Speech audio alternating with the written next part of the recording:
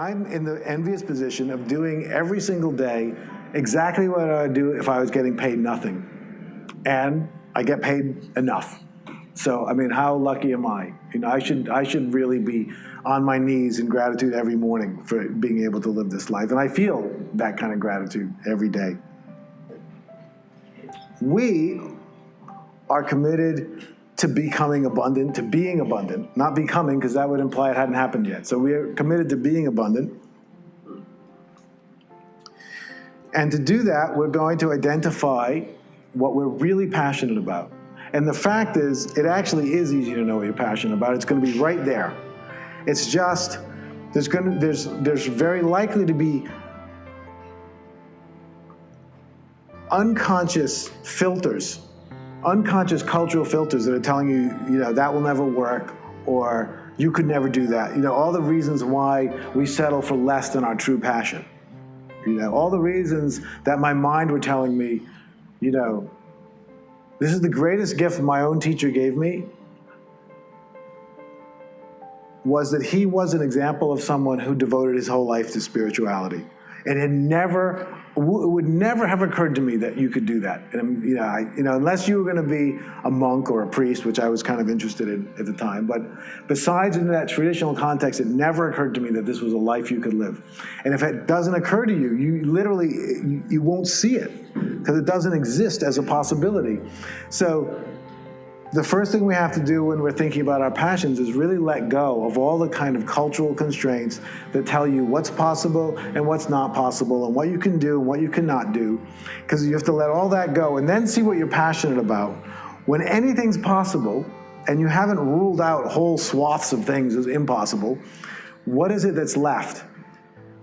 You know, in the end, the reason why we're so passionate about something is because we know we have something to give in that domain. Think about the thing you're passionate about, and you'll see it's going to be something that you feel like you've really got something to give that's really valuable. And it's the thing you have the most. It's not the only valuable thing in the world.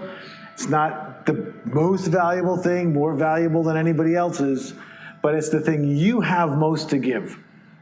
And unless you're giving it, you can't really be abundant, because there's going to be some sense that there's something wrong.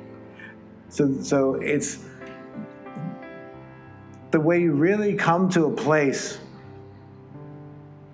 where you fully recognize that there's nothing wrong, that this is exactly the life you're supposed to be living, for exactly the reasons you're living it, with the people you're living it with, in the way that you're choosing to live it, is when you are giving exactly what you have to give, and you're giving it completely. You know, the whole point about life, we've been really taught backwards, because we're trained and taught to think that life is about what you get out of it, when in fact, the purpose of life is to spend yourself completely, not, you know, exhaust yourself, you know, in the rat race until you can't get out of bed, but to give everything you have of value, so that when you leave, there's no reason to come back. You gave it all. You took all the love in your heart, all the joy, all the blessings that you have access to, and you've given it back to the world. And then you can move on. Who knows what the next adventure is? You did it. You gave everything you had to give, and you're done. You have no regrets, and nothing needs to be worked on or fixed. And when that's the life that you're living, being generous is not a challenge at all. I mean, that's the ultimate generosity. You've just given everything that you have that's most valuable, and you've allowed yourself to be a vehicle for whatever that is. And it's going to be a little, and then it's so fascinating. What's it going to be for each person? Everybody's different. Everybody's gifts are different. Everybody's qualities are different. But everybody has a most valuable gift for the world.